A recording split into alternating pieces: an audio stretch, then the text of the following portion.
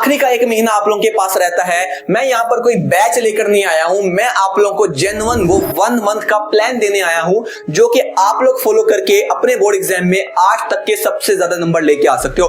फर्क नहीं पड़ता आपने सारा साल पढ़ा या नहीं, फर्क नहीं पड़ता आपका सारा टाइम वेस्ट हो गया। भैया मुझे कुछ समझ नहीं आ रही है, बाकी सब लोग पढ़ रहे हैं, मुझसे पढ़ा नहीं जा रहा, शायद मेरे अंदर कोई प्रॉब्लम है, मैं तो नहीं कर सकता, मैं तो फेल हो जाऊंगा।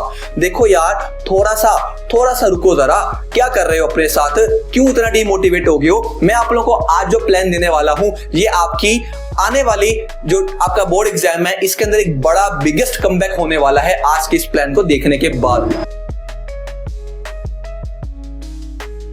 अस्सलाम वालेकुम, कैसे हो आप सभी लोग। मेरा नाम फैजान तनवीर है। लाइफ का सबसे बड़ा कमबैक करने का टाइम आ गया आप लोगों के पास। सिर्फ 1 महीना आपके पास रहता है अपने बोर्ड एग्जाम्स के अंदर, और अब वो टाइम आ गया है कि अब आप कुछ बड़ा उखाड़ के आओ, अब अपने पेरेंट्स को प्राउड करो, और अभी तक आपने जो चीजें अचीव नहीं की हैं अब उनको फाइनली अचीव करने का टाइम आप लोगों के पास आ चुका है। मैं जानता हूं इस टाइम आप मेजोरिटी बच्चे बहुत ज्यादा बड़ी प्रॉब्लम के अंदर हो, उसके अंदर आपके पास डिस्ट्रैक्शन बहुत ज्यादा है। इस टाइम पर आपका पढ़ने का बिल्कुल दिल नहीं करता है, बैकलॉग्स बहुत हमारे पास जमा हो चुके हैं, हमने सारा साल पढ़ा नहीं है, आखिरी के 1 महीने में भैया हम क्या कर लेंगे। देखो आप सब मेरे छोटे बहन भाई हो, ठीक है, मैं आपसे कुछ ज्यादा बड़ा नहीं हूं, बस मैंने आपसे जो है वो 2-3 साल बड़ा हूंगा। मैंने आपसे पहले की इंटर क्लियर की है, इंटर के अंदर मैंने 1060 मार्क्स को जो है वो अचीव किया था, और मुझे 3-4 साल हो गए आप लोगों को पढ़ाते हुए ऑनलाइन। आप में से काफी बच्चे होंगे जो मुझे 9-10 के अपने टाइम से जानते हैं, कुछ बच्चे होंगे जिन्होंने मुझे पहली दफा देखा है। तो मैं आप लोगों को इस पूरी जर्नी के अंदर जो आपकी बोर्ड एग्जाम्स की है इसके अंदर मेक श्योर करूंगा कि आप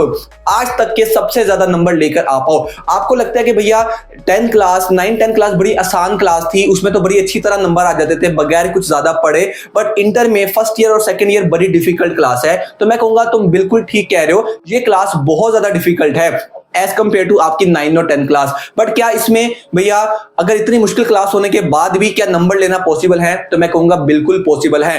बट यहां पर 2 चीजें बहुत इंपॉर्टेंट है। पहली चीज आप लोगों की जो इंपॉर्टेंट है वो है आपका माइंडसेट, ठीक है। आपको कि भैया ये क्या बात हुई, आप जो है वो माइंडसेट पर क्यों चले गए। देखो मैंने बोला 9-10 क्लास बहुत इजी क्लास थी, आप में से मेजॉरिटी बच्चे अभी तक उसी ख्याल में है कि यार 9-10 जितनी एफर्ट करके फर्स्ट ईयर सेकंड ईयर में आ जाएंगे, लेकिन ऐसा बिल्कुल भी नहीं है। ये यहाँ पे क्लियर नहीं होनी, मैं आपको पहले ही बता देता हूं। तो आपका माइंडसेट जो है वो फर्स्ट ईयर सेकंड ईयर के लिए रेडी होना बहुत ज्यादा जरूरी है। दूसरी चीज जो चाहिए होती है वो चाहिए होती है ऑनेस्टी। अब भैया ऑनेस्टी किस चीज से चाहिए होती है, देखो अब का टाइम आपके पास जो है वो मैं ये मान के चलता हूं 1 महीना आपके पास रह गया है। अब इस टाइम के अंदर अपने साथ ऑनेस्ट रहना बहुत ज्यादा जरूरी है। अब अगर आप पूरे साल की तरह ये करोगे ना कि आज पढ़ने का प्लान बनाते हो लेकिन पढ़ते नहीं हो, पढ़ने के लिए बैठे हो, दोस्त की कॉल आ गई है या नोटिफिकेशन आ गया है, इंस्टाग्राम पर मूव कर जाते हो या दोस्तों के साथ बाइट चले जाते हो, यानी कि जब पढ़ने की बारी आती है तब पढ़ते नहीं हो, अब ये टाइम बिल्कुल खत्म हो चुका है। अब आपको अपना माइंडसेट जो है वो एग्जाम रेडी करना पड़ेगा और अपने साथ ऑनेस्ट रहना पड़ेगा। अगर तो ये 2 चीजें तैयार करने के लिए रेडी हो तो इस वीडियो को आगे कंटिन्यू कर दो, वरना यहीं से स्किप करके चले जाओ, जाकर रील्स देखो इंस्टाग्राम पर जो है वो, वरना यूट्यूब के शॉर्ट्स देख लो, बाकी चीजें कर लो। बट अगर ये 2 चीजें क्लियर है तो वीडियो को आगे कंटिन्यू करो। अब हम मेजर बात करने लगे हैं कि लास्ट 1 मंथ के अंदर क्या क्या चीजें जो है वो आपके लिए होनी है। अब यहां पर सबसे बड़ा जो डाउट होता है बच्चों को वही होता है, भैया सारे पढ़ रहे हैं मेरी क्लास के, शायद मैं ही नहीं पढ़ा, मेरे अंदर कोई प्रॉब्लम है या मैं ही कुछ नहीं कर पाऊंगा, यहां तक के फेल होने का भी खतरा है मुझे। मैं ऐसे होता है। अब मैं आपको ना तरह यहाँ पे अपनी स्टोरी सुनाता हूँ फर्स्ट ईयर की, कि फर्स्ट ईयर के अंदर क्या हुआ कि जब मैं फर्स्ट ईयर में चल रहा था तो मैं बड़ा नॉर्मल स्टूडेंट था। ऑल्दो मैंने मैट्रिक में 1052 मार्क्स लिए थे, मैं एक सुपर मॉडल सेक्शन के अंदर पढ़ा था, बट क्योंकि मेरे साथ जो बच्चे बैठे हुए थे मुझे ऐसा लगता था ये मेरे से ज्यादा पढ़ रहे हैं, जिसकी वजह से मैं बहुत डीमोटिवेट हो जाता था और मैं जो पढ़ना चाहता था वो भी पढ़ नहीं पाता था। ऊपर से सिलेबस थोड़ा डिफिकल्ट होता था, टेस्ट बहुत ज्यादा होते थे, तो टेस्ट के अंदर मार्क्स ग्रेजुअली बहुत डाउन होना स्टार्ट हो गए, जिसका असर ये हुआ कि मेरा माइंडसेट काफी ज्यादा खराब हो गया। जो माइंडसेट में लेकर फर्स्ट ईयर में आया था वो माइंडसेट अचीव नहीं हो पाया। तो उसके लिए फिर लास्ट का 1 मंथ रह गया और मेरे एग्जाम्स के अंदर ऐसे टेस्ट सेशन होना स्टार्ट हो गया कि मैं लिटरली फेल होने के करीब होता था। अल्लाह का शुक्र है फेल कभी हुआ नहीं, बट फेल के बहुत करीब होता था। अब ये कोई 1-2 नंबर एक्स्ट्रा आ जाते थे जिससे मैं पास हो जाता था, वो भी एक्स्ट्रा नंबर अल्लाह का शुक्र मेरी प्रेजेंटेशन और मेरी राइटिंग ऐसी होती थी कि टीचर्स गलतियों को इग्नोर कर देते थे। बट अब मेजर यहाँ पे मसला क्या आता है कि भैया सारे पढ़े होते हैं जिस वजह से हमसे पढ़ा नहीं जाता। तो यार आपने एक चीज पर जो है वो माइंड अपना क्लियर रखना है, अगेन माइंडसेट आपने क्लियर रखना है कि ये सिचुएशन हर एक बच्चे के साथ है। आप अकेले नहीं हो जो इस कंडीशन को फेस कर रहे हो, आप में से मेजोरिटी बच्चे जो है वो इसी कंडीशन के अंदर है। उनको लगता है कि सारे पढ़ रहे हैं और उस बंदे को भी लगेगा कि बाकी सारे पढ़े, मैं ही नहीं पढ़ा। तो इस वहम को अपने माइंड से आपको पहले क्या करना पड़ेगा, निकालना पड़ेगा। तो मैंने आपको बोला कि आपके जो प्रॉब्लम्स है ना, उसमें सबसे पहली प्रॉब्लम है रिग्रेट। ठीक है, आपको रिग्रेट है बहुत ज्यादा कि भैया मैं अभी तक कुछ नहीं कर पाया, मैंने पूरा साल अपना वेस्ट किया, मैं जब पढ़ना चाहिए था तब नहीं पढ़ा, और आपकी जो होप है ना वो भी खत्म हो चुकी है कि भैया अब 1 महीने में बचा है, उसमें क्या होगा, क्या कुछ भी नहीं हो पाएगा। दूसरी आपकी जो बड़ी प्रॉब्लम है वो है आपके बैकलॉग्स। ठीक है, बैकलॉग्स क्या होते हैं? बैकलॉग्स यानी कि आपने जिस टाइम में आप लोगों ने जो है वो पढ़ा नहीं, आप लोगों ने टाइम को जाया किया, आप लोगों ने जो है वो अदर एक्टिविटीज में डिस्ट्रैक्टेड रहे, उससे क्या हुआ, आपकी चीजें रहना स्टार्ट होगी, आपके टॉपिक्स छूटना स्टार्ट हो गए, आप टीचर से काफी पीछे चले गए, और अब चीजें जो आगे चीज समझाती थी वो आपको समझ नहीं आती थी, तो पिछला काम पूरा हो नहीं पाया, अगला काम आप कर नहीं पाए, जिससे आपके काफी ज्यादा टॉपिक्स, काफी ज्यादा चैप्टर जो है वो अनप्रिपेयर्ड रहते हैं और जिनकी आपकी तैयारी नहीं है, वो आपके बैकलॉग्स हैं। ये बड़ी ही बहुत बड़ी प्रॉब्लम होती है फर्स्ट ईयर, सेकंड ईयर, 11 12 के इंटर के स्टूडेंट्स को।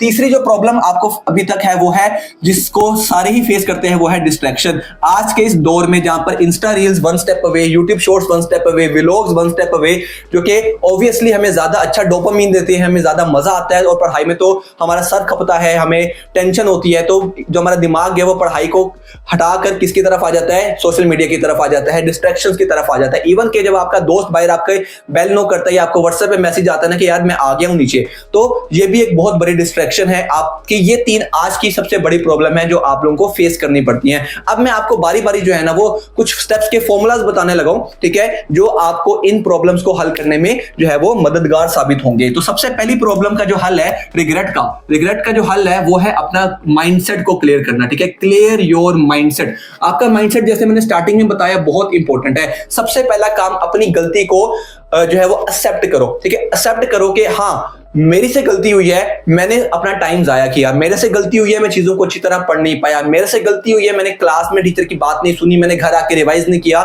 मैं डिस्ट्रैक्ट हुआ। ये अपनी गलती सबसे पहले जो है वो दूसरों पे डालने की बजाय खुद एक्सेप्ट करना सीखो। जब हम दूसरों पे गलती डालते हैं ना, तो हमें लगता है शायद हम इससे बच चुके हैं या मैं इससे जो अब साइड पर हो गया हूं, ऑल्दो एट द एंड नुकसान है वो सिर्फ आपका होता है। तो जब सबसे पहले आपको पता होगा ना यार मेरी गलती है, मैंने ये प्रॉब्लम क्रिएट की है, अब सॉल्यूशन भी मैं ही निकालूंगा। जब हम दूसरों पर करते हैं ना, हम कहते हैं शायद कोई और बंदा सॉल्यूशन निकाल देगा, नहीं, आपकी गलती है, आपको ही अपना सॉल्यूशन जो है वो फाइंड करना है। तो अपना एक सबसे पहले क्रिस्टल क्लियर जो है वो हार्ड माइंडसेट रख लो कि अब मैं पढ़ूंगा, अब मैं 1 महीने में जो मैंने सारा साल नहीं किया है, जितनी एफर्ट मैंने सारा साल नहीं लगाई है, वो सारी एफर्ट मैं लगाऊंगा, अपने साथ जो है वो सिंसियर रहूंगा। और जब दूसरी सॉल्यूशन जो है हमारे पास, दूसरा स्टेप का सॉल्यूशन है वो है हमारे पास यहाँ पर ऑनेस्टी। अब ऑनेस्टी किस चीज की भैया, जैसे मैंने आपको यहाँ पर बताया ऑनेस्टी और माइंडसेट ये दोनों आपस में इंटरलिंक्ड हैं। अगर आपका माइंडसेट क्लियर हो चुका है ना, अब आपको अपने साथ कंसिस्टेंट रहना है, ऑनेस्ट रहना है। अब अगर आप कहोगे ना मैंने पढ़ने बैठना है, तो उसका मतलब है मैंने पढ़ने बैठना है,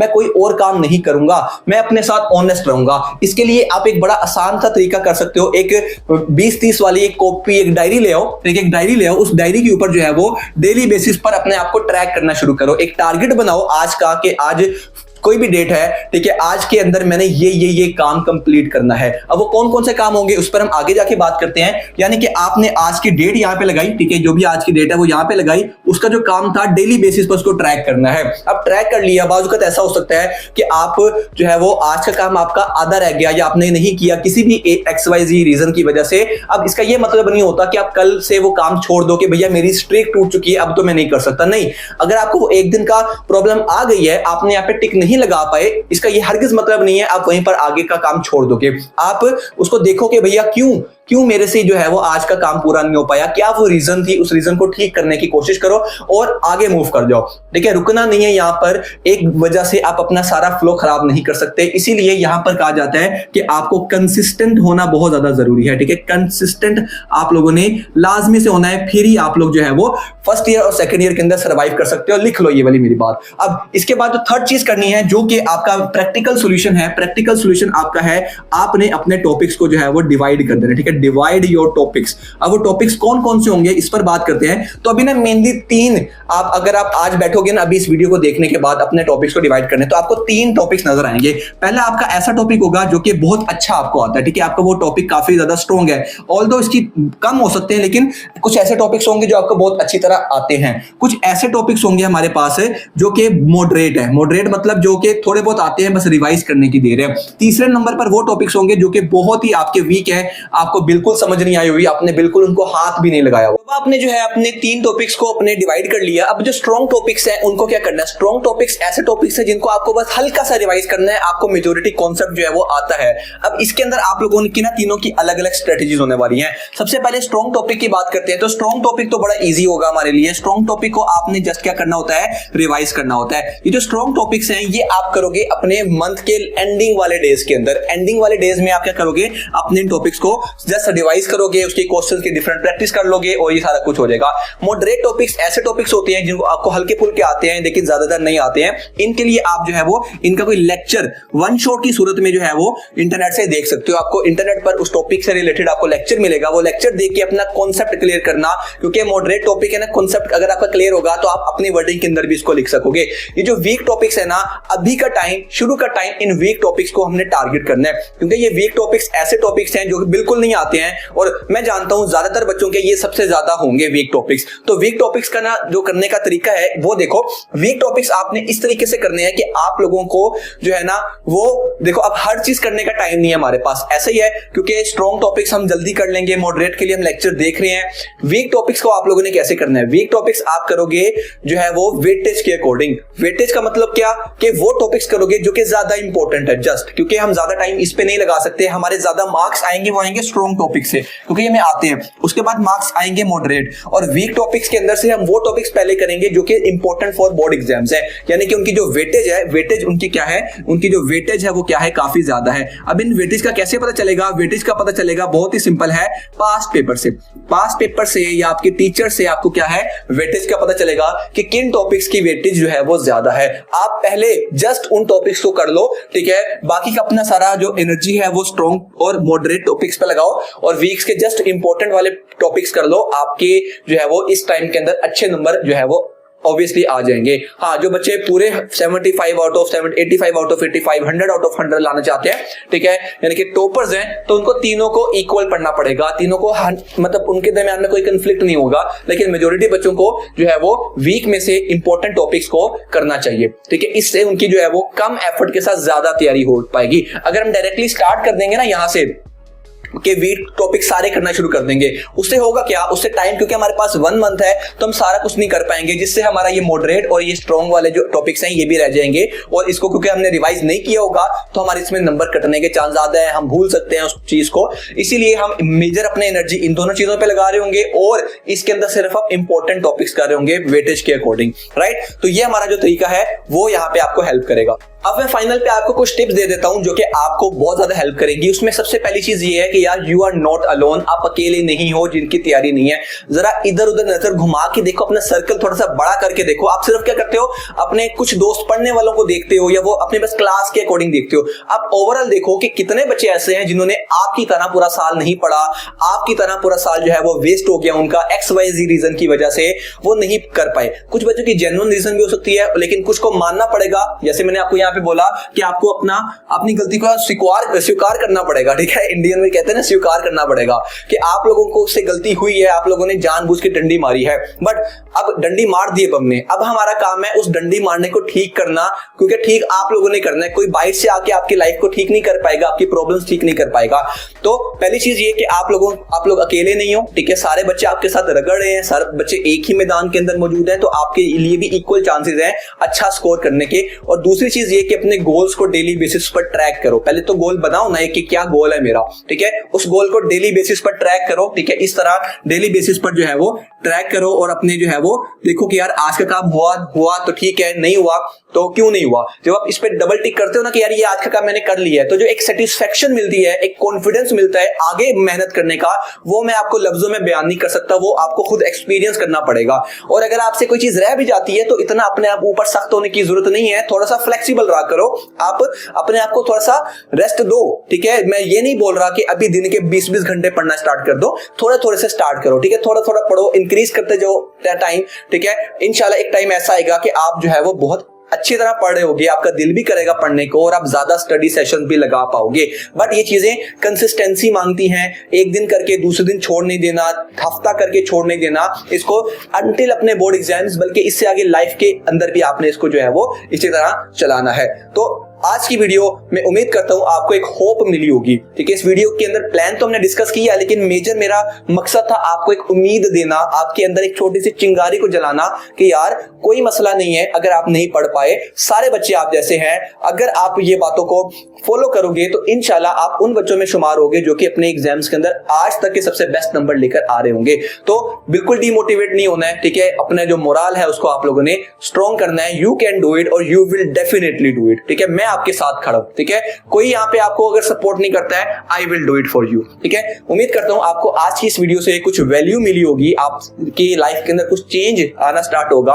अगर ऐसा है तो इसको वीडियो को लाइक लाजमी करना, अपने दोस्तों के साथ शेयर करो, उनको भी थोड़ी सी होप, थोड़ी सी मोटिवेशन दिलवाओ। कमेंट सेक्शन आप लोगों के लिए खुला हुआ है, ये आप देख लो एक नया सफर हमने यहाँ से स्टार्ट किया है। अब यहाँ पर जुड़ने का टाइम आप लोगों के आ चुका है। तो आपकी जो प्रॉब्लम्स हैं, आपको जो चीजें चाहिए, जो वीडियोस चाहिए, वो मुझे कमेंट सेक्शन में बताओ। I will definitely make it for you, क्योंकि मैं यहाँ पर, मैंने बोला आप पीछे मुड़ के देखोगे आपको कोई नजर नहीं आएगा सिवाय मेरे, ठीक है। मैं आप लोगों के साथ खड़ा हूं यहाँ पे, और मैं कोई कोर्स भी यहाँ पर आपके लिए कोई बैच भी नहीं लेकर आऊंगा, बिलीव मी, राइट। तो मिलते हैं नेक्स्ट वीडियो के अंदर। इंस्टाग्राम पर अगर आप लोग हो तो फॉलो कर लेना, लेकिन मैं ये नहीं बोलूंगा जाके डिस्ट्रैक्ट होना स्टार्ट हो जाए, रील्स देखना स्टार्ट कर दो, ठीक है। फॉलो करना हुआ आप लोगों की मर्जी है, आप लोग कर सकते हो। मिलते हैं नेक्स्ट वीडियो के अंदर, तब तक के लिए अपना बहुत सारा ख्याल रखो। अल्लाह हाफिज।